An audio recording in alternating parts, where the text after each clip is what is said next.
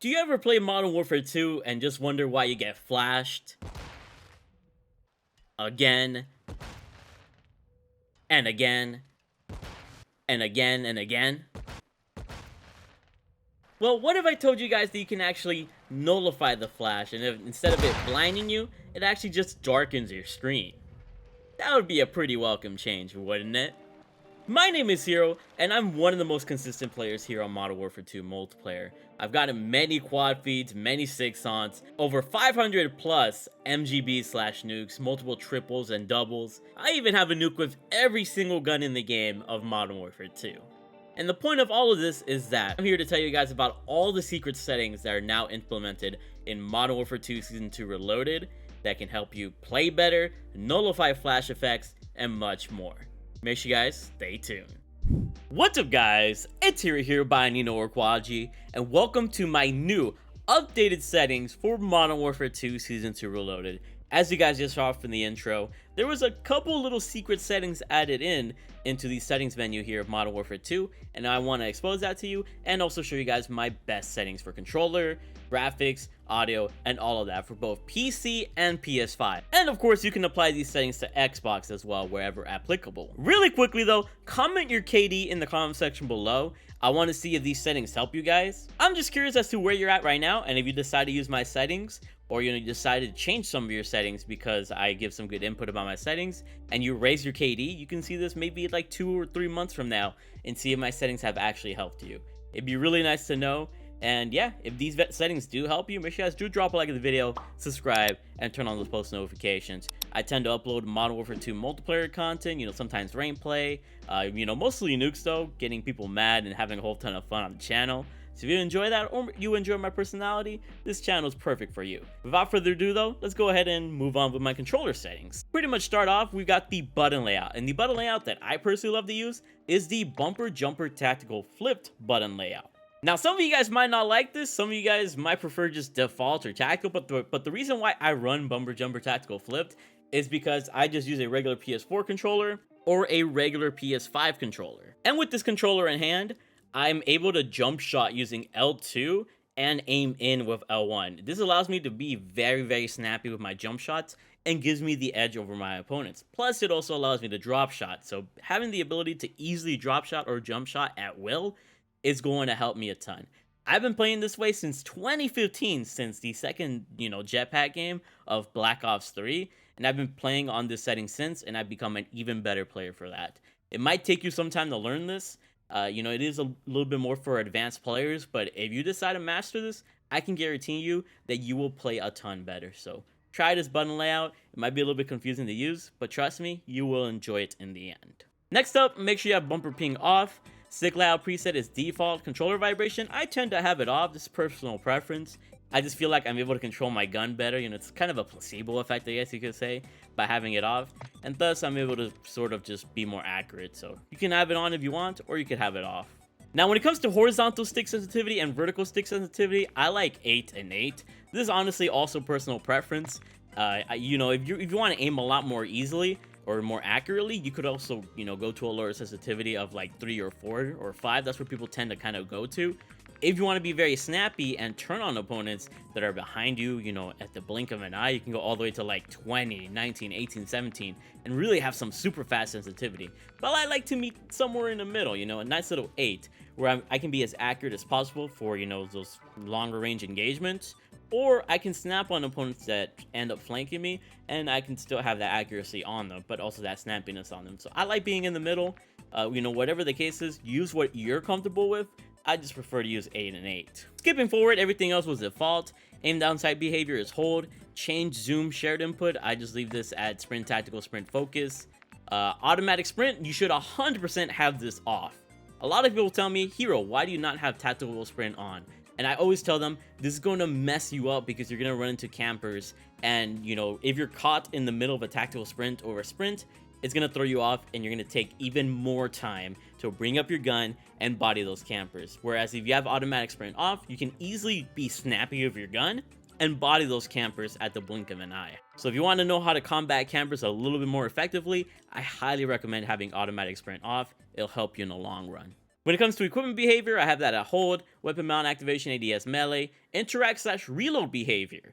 I have this on tab to reload, and that's my multiplayer setting. For any of my Warzone 2 viewers, I tend to change this to prioritize interact in Warzone 2 because it allows me to loot faster and interact with objects a lot more quickly. But when it comes to multiplayer, I don't need to do any of that. I just leave it at tap to reload, and it's the best way to run things in multiplayer. And once again, for any Warzone 2 viewers, armor plate behavior should be at apply all. Now moving on to the advanced controller settings, which you activate by pressing the button on the top of the screen or whatever the case is. We got target aim assist on. That should always be on unless you prefer to play with aim assist off. You're a real beast if you do that. And for aim assist type, I still play on Black Ops. I feel like Black Ops is still good. Some people said that it got nerfed.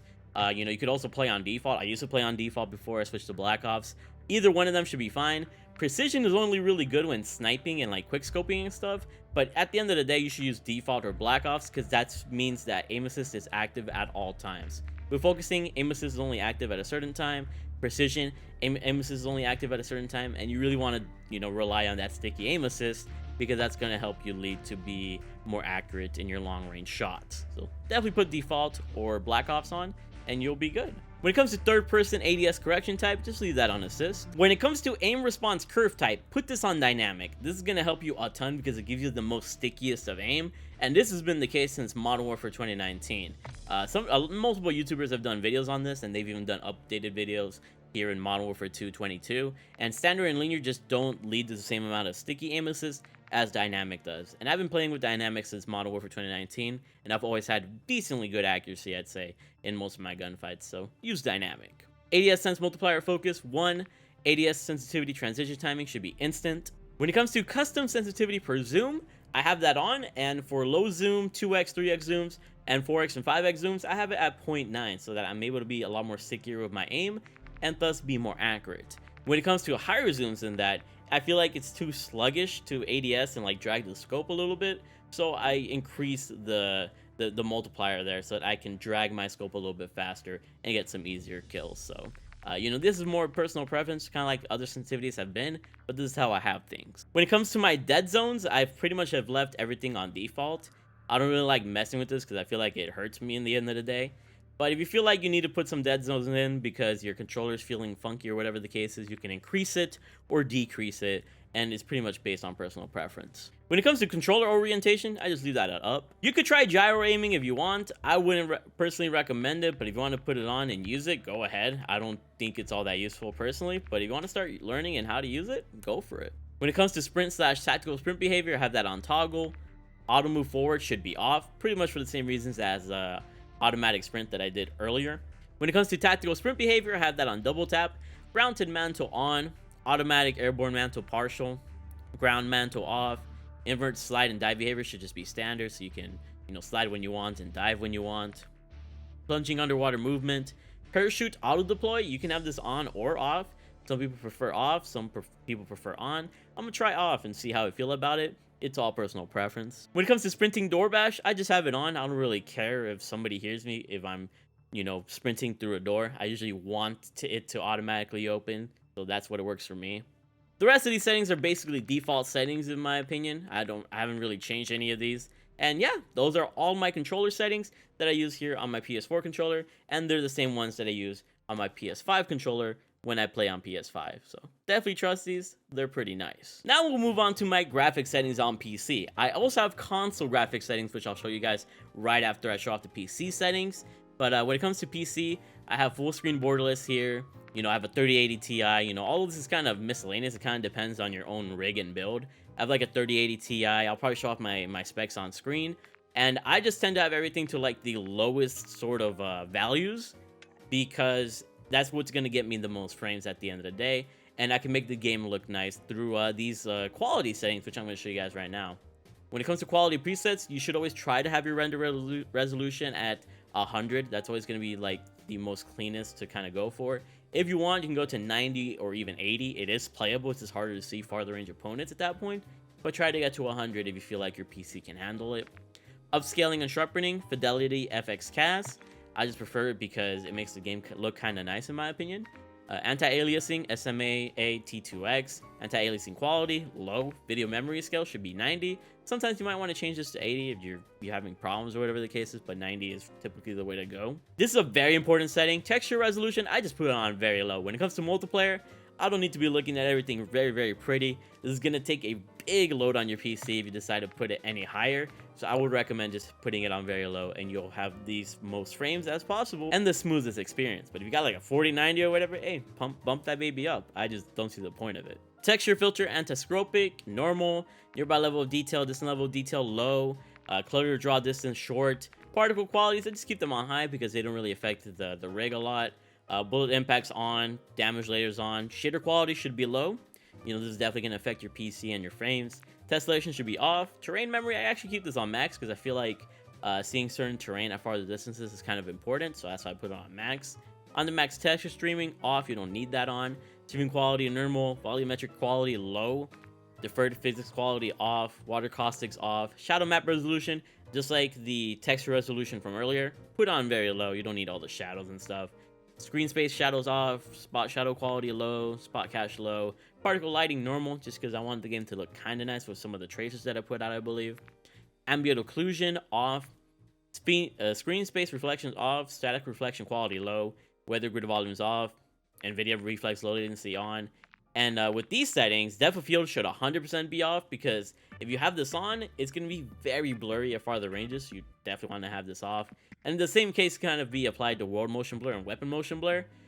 When you have world motion blur on, the world looks very blurry when you're moving around and stuff. And you don't want the world to be blurry because, you know, you're playing multiplayer, you're trying to see people.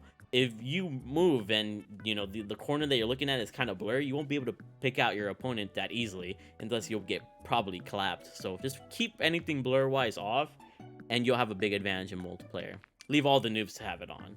Film grain should be at 0. You just don't need to have film grain on. Moving forward, we got view now. Field of view, I like playing on max FOV. Some people like at 100 or 105, 110. I just go all the way because I want to see as much of the environment as possible to give me a more full distinct advantage. And 80 as field of view, most people will tell you to go unaffected. The reason why I don't play unaffected is because I like independent. And with independent, when you play on independent, when you ADS, your field of view temporarily goes to 80 field of view whenever you're ADS. And when you have an 80 field of view, you can see opponents a lot more clearly and closer to you, which is what you want to see when you're aiming down sights. You want opponents to be easily visible. So I play on an independent so that I can get these farther range kills on more easily, because I can locate those targets easier at farther ranges and get some easy long range kills. If you want to play unaffected, you can do that. This will help you a ton in close quarters combat and all that, but I want to be ready for any sort of scenario, and that's why I put on independent. When it comes to weapon field of view, you gotta have this on wide. It makes your weapon look as small as possible, and plus you're gonna have more peripheral vision, and your gun won't be blocking the screen as much, allowing you to be more snappy. Third person field of view is the same thing as first person field of view. Just put it all the way to max at 90. Vehicle field of view is pretty much the same concept as weapon field of view. Put that on wide to make it as small as possible. First person camera movement has to be at least 50%. You don't not want to have it at default 100% because you're gonna have a ton of recoil, basically visual recoil if you have it at 100%. So put it on 50%. Same thing goes for third person camera movement, and the rest, and these two are pretty much personal preference. Doesn't matter what you have it here. And before we move on to audio settings, let me show you guys my console graphics settings as well. So really quickly, here I am on my PS5 now, as opposed to my PC, which you were just watching right now. And I'm going to show you guys my PS5 graphics settings, because those are the only settings that kind of differ from PC. So on-demand texture streaming, you just got to have that off. It doesn't really help you much in my opinion.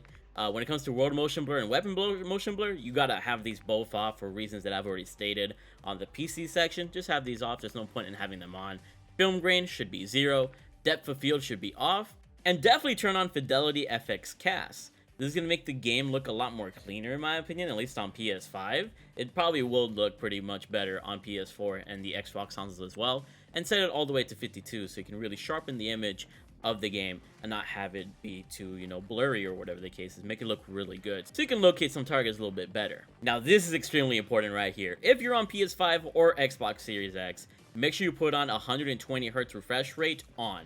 And this is only applicable if you have an HDMI cable that's, you know, HDMI 2.0 and higher, and you have a monitor that pretty much supports on 120 hertz or higher. This basically means that you're doubling your FPS, which means you're playing at 120 FPS, and you'll be much more competitive and have the edge over some PC players who might be playing in less than 120 hertz. So that's the advantages of having a PS5 and Xbox Series X. You can actually compete against PC players using this setting. So if you have all the necessary requirements, put this baby on. FOV, I just like playing on 120, which I've already explained earlier before. Independent ADS field of view, I already explained to you guys why this is better than affected. Weapon field of view should always be wide, makes the weapon look as smaller as possible so you can see as much of the screen as possible. Third person field of view, just max that baby out. Vehicle field of view is the same thing as weapon field of view, put it on wide. First person camera movement, make sure this is all the way to least to 50%, so you get not that much camera movement. You can be more steady of your shot. If you have it all the way to 100%, you're doing yourself a disservice and basically giving yourself more recoil. Same thing with third person camera movement, having it at least at 50%, not at 100%. Third person ADS transition, this is optional. You can have it in third person ADS or first person ADS if you want to be that person. And this is all optional. And yeah, so these are the controller graphics settings for all my console players out there, and really hopes this helps you. Let's keep it moving with the audio settings back on PC.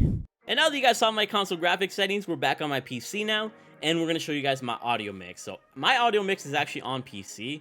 PC just works really well for me. Apparently, just home theater is freaking nice as well, but PC has worked out well for me. But honestly, you could test all of these out and see what you feel like using and see what works for you. I just like PC. I don't know, it works best for me, honestly. I can hear footsteps a lot more easily. But when it comes to the volume here, you want to do show more. And when it comes to the division of volumes here, make sure your music volume is as low as possible so you can hear some, footsteps and stuff. Because if you have the music volume blasting, yeah, the music's pretty good in this game. But that's going to be distracting you from all the footsteps that you're supposed to hear or the call-outs and everything like that. So you want to put this at the lowest volume possible. Maybe even 0 if you don't care about the music. But I like hearing some music personally. Dialogue volume should be at 40 so you can hear some call-outs from teammates or whatever the case is. So that could also be important. Or kill streaks being called in. Effects volume should be all the way to 100. Obviously, if your ears can't handle 100, try to get to the highest value possible where your ears won't pop. But this is going to help you hear footsteps and hear the bassiness of those footsteps as well. And the voice chat volume, you can mess with that. Maybe people are playing music on their fucking mic and you want to put it a little bit lower. I don't blame you at all. Some people have really weird mics, so, just as necessary. All of this is pretty much personal preference, if I'm not mistaken. Subtitles you can keep on or off, or turn them on, turn them off. Sometimes I like having subtitles on so I can read the callouts as they're being told rather than hear them. So it's up to you if you want to have subtitles on or off. If I wasn't a YouTuber, I would have them on just because I would want to see the callouts more than hear them. But because I am a YouTuber, I just feel like all the text is a little bit ugly for the gameplay, so I wouldn't have them on for that reason. But yeah, if you're not a YouTuber or a streamer or whatever, you don't care about the way your game looks or whatever, put on those subtitles. They can come in pretty clutch. And that's pretty much it for the audio settings. Moving on now, we got the final settings, and there's a very important secret setting here, which you guys have probably been anticipating here on the interface settings. So all of this is default. We've already talked about subtitles. When it comes to color customization, you can customize the colors however you want. Some people like pink and stuff. I just don't like messing with the colors because I'm already used to how everything looks like personally. But you can mess with that if you wanted to. All of this is default. Minimap shape should be square. If you have this on round, you're doing yourself a disservice. Make sure it's on square because it has more surface area and you're able to see more of the minimap in a square shape. So don't use round. It is not the way to go. Horizontal compass and minimap rotation should be on so you can see any sort of callouts or whatever the case is. Crosshairs I like on. All this is default, I'm pretty sure. Make sure you have the full name instead of all these icons and stuff so you can actually see enemies. Center dot off or on, it's up to you. If you want to have this on or anything, it might help you focus a little bit better. Telemetry, I just like having FPS counters, server latency, and packet loss on, just to know if I'm lagging and how my frames are doing. Nothing else is very necessary there in those sections. Gameplay tips, all of this is pretty much optional except for here, inverted flash. Now when you put this on, this actually makes every single flashbang that gets thrown at you give you a dark screen instead of a light screen. So if you're tired of being blinded, if you want to be immune to those flashes and you don't want them hurting your eyes, you could put this on and you don't have to worry about flashes anymore. It's a really nice effect, and I recommend it highly. I'm glad they added this into the interface. Honestly, it should probably be in like graphics quality or something. I wouldn't see this as an interface setting, but if anybody was wondering about how to, remove flashes from the game in a sense, inverted flashes is the way to go. Parallax effects I have off, use system mouse cursor off, and system key behaviors, whatever it is. So yeah, let me know if you guys mess with these settings. Let me know if you guys knew about the inverted flash. It really comes in clutch, and I recommend having it on if you're tired of getting flashed, especially on shipment. You know how shipment be, flashes, flashes, flashes. Now all you'll see is a dark screen, which is a lot better than getting a whole white screen and having to go to the eye doctor in like 20 years and tell them, oh, I played a lot of Call of Duty and got freaking flashed to death. So yeah, protect your eyes if you want, or not. It really depends on you. But hope you guys enjoyed these settings. Let me know if these help your KD and, improve your gameplay. Like I said, I drop a lot of nukes on the channel, so if you want to see some nuke gameplay or some best class setups, you guys can watch some of my previous videos. But with all that being said, thank you for being the best viewers here on YouTube and on Twitch. Check out my Twitch if you want. And keep being awesome. I really freaking love you all, and bye. So hopefully you guys enjoyed the video. If you guys want to see these gameplays live, make sure you guys go ahead and follow me on Twitch at twitch.tv/themarkofahero. I interact with the chat, and we have a good old time roasting ragers and nuking fools.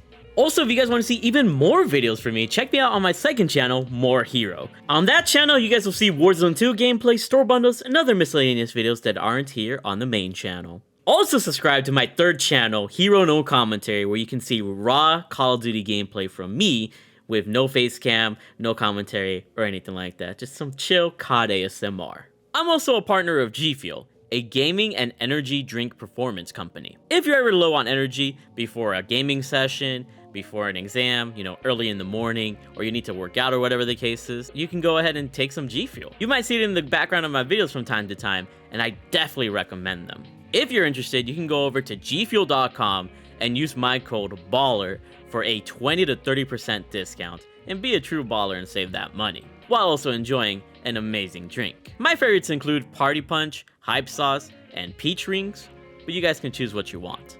Thank you guys for making this partnership possible. I really love you guys from the bottom of my heart. Thank you for being a beautiful audience, and without further ado, I hope you guys have a good fucking day.